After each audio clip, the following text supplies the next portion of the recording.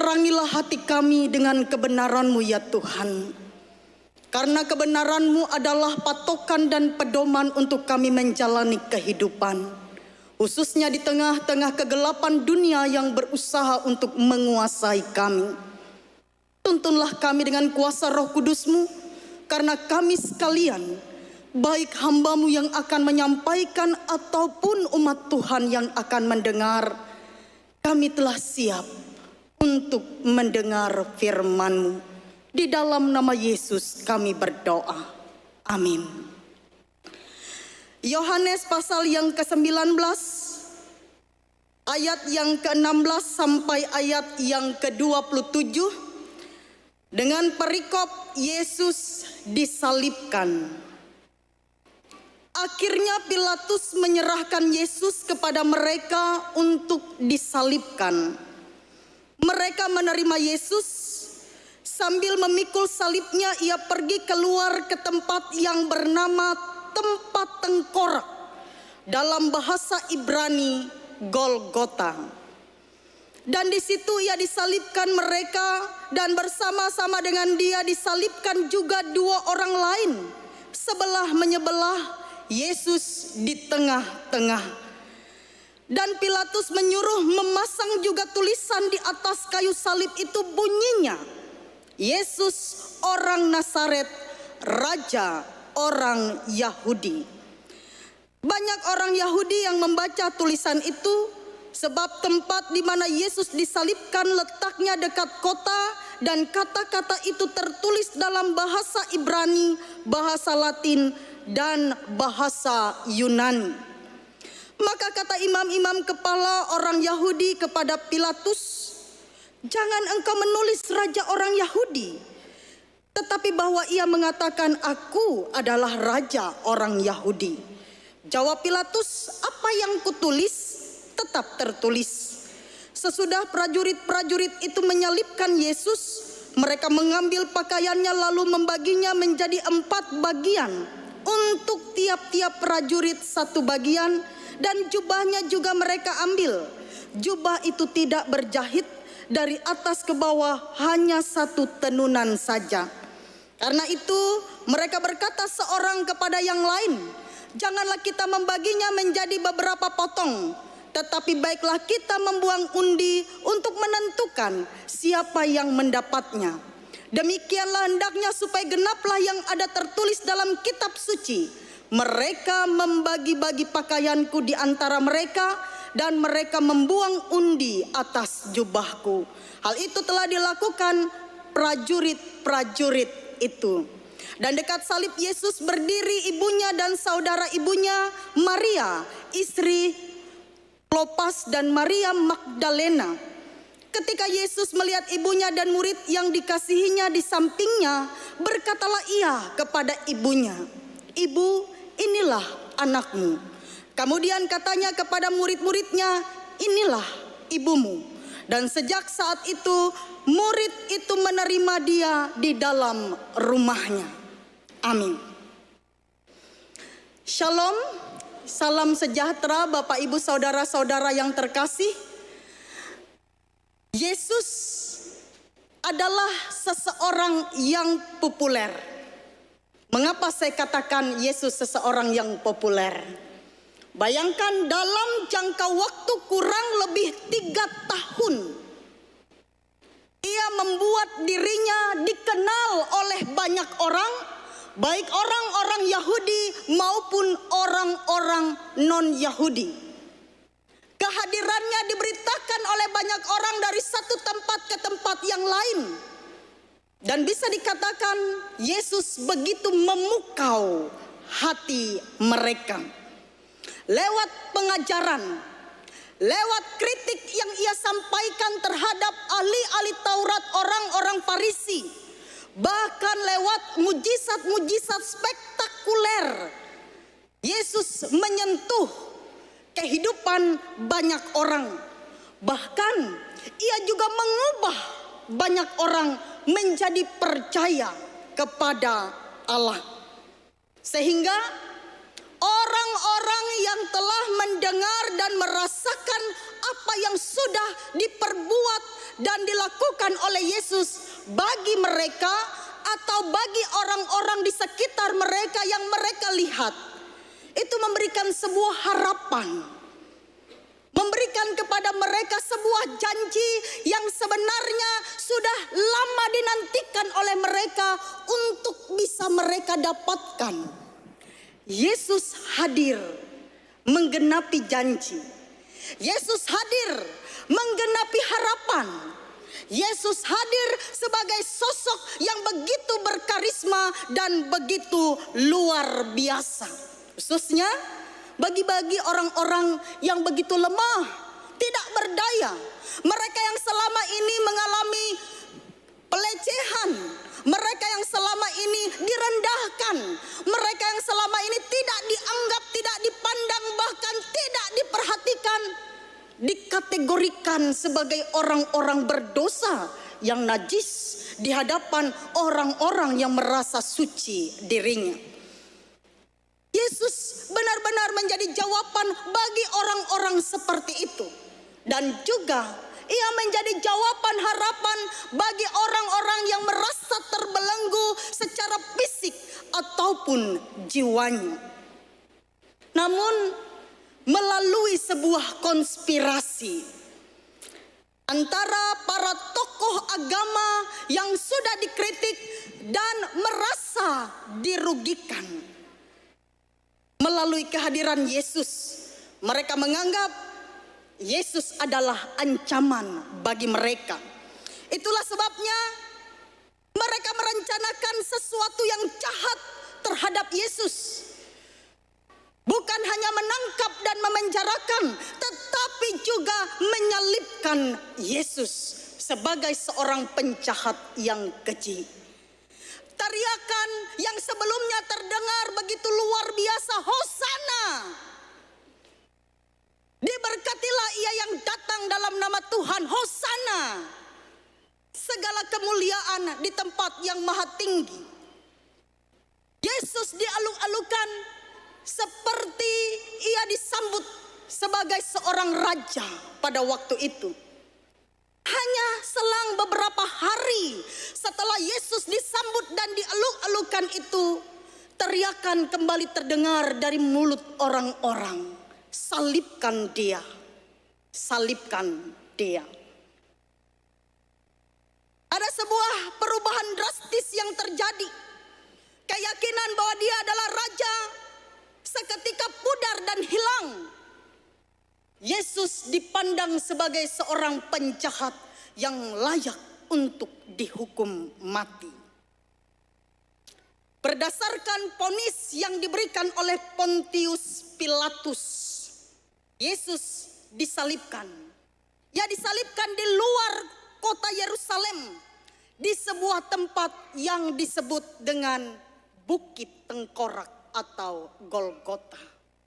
Tempat bagi orang-orang yang mati dengan cara terhina karena penyalipan yang dilakukan.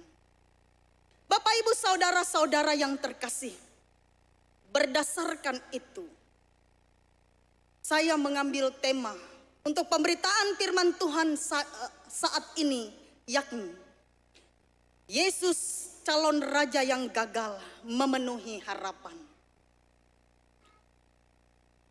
Ketika kita memperhatikan Yohanes pasal 19 ayat 16 sampai yang ke-27. Apa yang menarik yang dilakukan oleh Pontius Pilatus? Ia menyuruh orang memasang di atas salib Yesus sebuah tulisan yang mengatakan Yesus orang Nazaret, raja orang Yahudi. Ada dua bagian yang hendak ditekankan oleh Pilatus melalui tulisan yang terpampang di atas kayu salib Yesus. Seorang yang begitu kecil, berasal dari kota yang kecil, Nazaret. Tidak ada sesuatu yang menarik dari sana. Lalu kemudian muncul seseorang yang dianggap sebagai raja, Mesias. Seseorang yang diharapkan menggantikan kejayaan yang pernah dialami dan dirasakan oleh Israel di dalam pemerintahan Daud dan Salomo. Ada harapan yang begitu besar, tetapi kemudian harapan itu sirna. Sehingga apa yang diinginkan, apa yang diharapkan menjadi sesuatu yang sia-sia. Jadi tulisan yang terpampang di atas kayu salib, di mana Yesus disalibkan, itu untuk mengolok-olok, menghina, merendahkan Tuhan Yesus, serta membuat semua orang yang mengikut dia, yang mempercayai dia pada waktu itu merasa malu karena apa yang mereka inginkan tidak terjadi. Tulisan yang ditulis di atas kayu salib Yesus adalah bukti bahwa Yesus telah gagal memenuhi harapan dari orang-orang Yahudi akan datangnya penolong, penyelamat bagi mereka yang menjadi raja dalam pemerintahan yang akan menggulingkan pemerintahan Romawi yang selama ini telah menjajah mereka. Tulisan yang tertulis di atas kayu salib Yesus ini juga menjadi bukti pupusnya harapan tentang dibangunnya kembali masa keemasan yang ada. Tulisan ini adalah penegasan bahwa orang yang tergantung di salib di mana tulisan itu ada bukanlah Mesias yang mereka nantikan selama ini. Yang tidak lebih baik daripada kedua penjahat yang disalibkan di kiri dan di kanan Tuhan Yesus. Bapak, Ibu, saudara-saudara yang terkasih, Yesus memang tidak memenuhi harapan orang banyak yang mengikut dia pada waktu itu. Jangankan menolong dirinya sendiri, ibunya ia titipkan kepada murid-muridnya. Dikatakan di dalam ayat yang ke-25-27, "Ibu, ini anakmu." Dan ia berkata kepada murid-muridnya, "Ini ibumu." Yang artinya tidak akan ada satupun yang terjadi yang dapat menggagalkan penyaliban pada waktu itu. Oleh sebab itu Tuhan Yesus meminta agar mereka menjaga ibu yang ia kasihi. Bapak, Ibu, saudara-saudara yang terkasih, Yesus memang gagal memenuhi harapan mereka pada waktu itu. Karena harapan orang banyak yang mengikut dia adalah harapan yang berbicara tentang sesuatu yang berkenaan dengan hal duniawi. Kedudukan pemerintahan dunia, raja dunia, agar tidak dijajah, agar tidak menderita, agar damai sejahtera. Bayangkan kalau Yesus jadi raja, betapa luar biasa.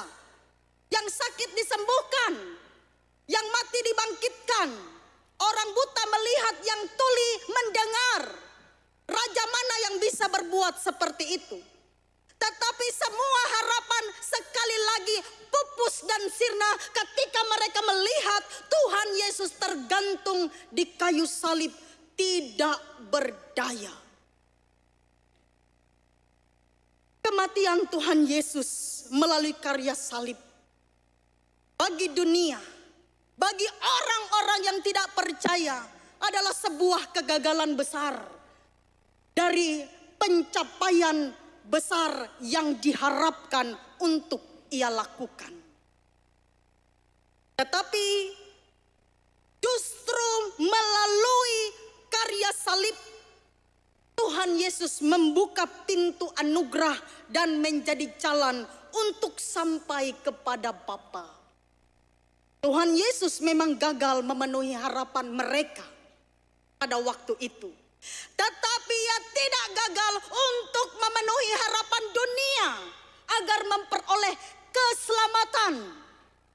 Tuhan Yesus memang gagal menjadi raja yang memerintah pada waktu itu. Tetapi ia tidak gagal untuk menjadi raja yang tidak hanya bertahta di dunia, tetapi juga bertahta di kerajaan sorga. Kematiannya membuka jalan bagi kita untuk sampai kepada Bapa. Sehingga kita yang seharusnya binasa diselamatkan melalui pengorbanannya. Dikatakan oleh bilur-bilurnya kita disembuhkan, kita dipulihkan, kita diperbaharui menjadi manusia baru di dalam Tuhan. Penderitaan dan kehinaan yang diterima Yesus di kayu salib, ia terima karena kasih-Nya. Kasih Bapa yang begitu besar bagi dunia, bagi saya dan bagi saudara. Seharusnya kita yang dihukum. Seharusnya kita yang menerima apa yang dirasakan dan dialami oleh Yesus. Bukan dia. Bukan sakitnya mahkota duri yang dipasang di kepala Yesus. Bukan sakitnya paku yang tertancap di kedua tangan dan kaki Yesus. Bukan cambuk, bukan ludah, bukan penghinaan yang membuat Tuhan Yesus begitu tertekan pada waktu itu. Tapi kondisi yang terpisah dari Bapa, inilah yang memilukan hatinya. Sehingga di Taman Getsemani peluhnya menjadi darah. Di atas kayu salib ia berkata, Eloi, Eloi, lama sabachthani. Allahku, Allahku, mengapa engkau meninggalkan itu? Itu yang menyakitkan. Tetapi ia merelakan keadaan itu supaya hubungan kita yang telah rusak dengan Allah karena ketidaktaatan dan dosa dipulihkan kembali. Inilah kasih yang begitu luar biasa. Kasih yang tiada taranya bagi kita, bagi saya dan bagi saudara. Hutang dosa kita dibayar lunas melalui darahnya yang tercurah. Jadi kita bukan lagi berhutang kepada maut, tapi berhutang kepada Allah. Bagaimana caranya kita membayar hutang kita? Bagaimana caranya kita membayar hutang kita kepada Tuhan? Tak terbalas, tak terbayar. Pengorbanan yang begitu luar biasa. Tapi kita bisa melakukan hal yang terbaik untuk membayar hutang kita dengan tidak berbuat dosa lagi. Berhenti berbuat dosa berarti kita menghargai, menghormati pengorbanan Kristus di atas kayu salib. Tidak berbuat dosa lagi berarti kita mau benar-benar mengakui pengorbanan yang telah Ia berikan dalam hidup kita. Anak-anak muda, jangan sia-siakan hidup. Masa muda adalah masa yang begitu indah untuk dijalani. Jangan sia-siakan. Maksimalkan segala potensi. Berdayakan diri untuk berkarya melakukan yang terbaik. Karena dengan demikian caranya kita membayar kasih Allah yang begitu besar dalam hidup kita. Walaupun dengan apapun yang kita lakukan kita tidak akan pernah mampu. Jangan karena jomblo lalu kemudian stres bunuh diri. Ada enggak yang seperti itu? Di sini banyak yang jomblo. Banyak loh orang jomblo yang bisa tertekan karena tidak punya pasangan. Melihat yang lain berdua-duaan, malam minggu berdua-duaan. Saya sendirian, merana rasanya. Ketika hadir perasaan seperti itu, bertobat. Jangan sia-siakan hidup karena engkau jomblo. Manfaatkan waktu jomblomu dengan melakukan banyak hal yang berharga. Narkoba, minuman keras, obat-obat terlarang yang dapat merusak masa depanmu, berhenti melakukannya. Saya miris mendengar pemberitaan ada banyak anak muda jadi pelakor, jadi pembinor. Ada banyak anak-anak muda berpacaran dengan suami orang. Ada banyak anak-anak muda berpacaran dengan istri orang. Dunia tidak sekecil itu. Tuhan kita Allah yang besar. Jangan takut tidak punya pasangan. Kita akan diberikan oleh Tuhan indah pada waktunya. Semoga yang di gereja tidak ada yang seperti itu. Amin. Jangan takut tidak punya pasangan. Takutlah karena ingin punya pasangan lalu berbuat dosa. Anak-anak muda, jangan tergiur dengan harta, kedudukan dan jabatan. Jangan tergiur karena kecantikan, ketampanan atau kemolekan lalu engkau meninggalkan Kristus dalam hidupmu. Engkau orang yang berhutang. Yesus sudah mati di kayu salib. Bayar hutangmu dengan hidup yang dimaksimalkan. Jangan sia-siakan hidup untuk melakukan hal-hal yang tidak berharga. Masa muda akan berakhir. Tuhan akan memberikan yang terbaik bagimu. Jangan takut. Yang sudah berkeluarga, bapak-bapak, setialah kepada pasangan. Ibu-ibu, setialah kepada pasangan. Apa yang sudah diberikan oleh Tuhan itulah yang terbaik dalam hidupmu. Yang sudah bekerja, nikmati hasilmu dengan bersyukur. Jangan menginginkan lebih lalu engkau mengambil apa yang bukan menjadi milikmu. Jangan hidup dalam dosa. Tuhan Yesus sudah mati untuk menebus kita dari dosa. Hiduplah sesuai dan seturut dengan kehendak Tuhan. Karena ketika kita hidup sesuai dan seturut dengan kehendak Tuhan, berarti kita sudah menghargai pengorbanan Tuhan Yesus di kayu salib. Jangan cuma pada waktu di gereja mendengar pujian, meneteskan air mata, lalu menangis sedih.